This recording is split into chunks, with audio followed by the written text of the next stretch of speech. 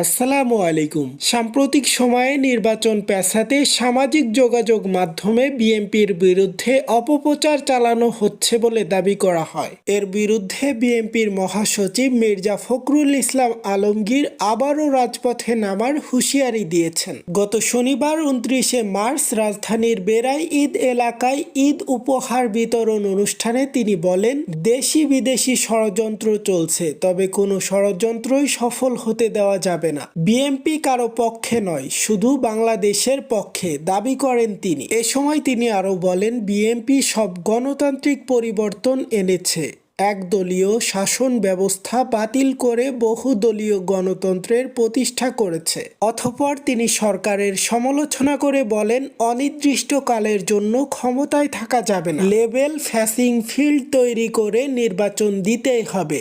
BNP মহাসচিব অভিযোগ করে, একটি মহল দেশে বিশৃঙ্খলা তৈরি করতে নির্বাচন পেছাতে চাইছে, তবে বিএনপি জনগণের স্বার্থে মাঠে নামতে প্রস্তুত রয়েছে। এইসে গ্লোবাল নিউজে সকলকে স্বাগতম। সকল আপডেট পেতে আমাদের সাথেই থাকুন। সকলকে অনেক অনেক ধন্যবাদ।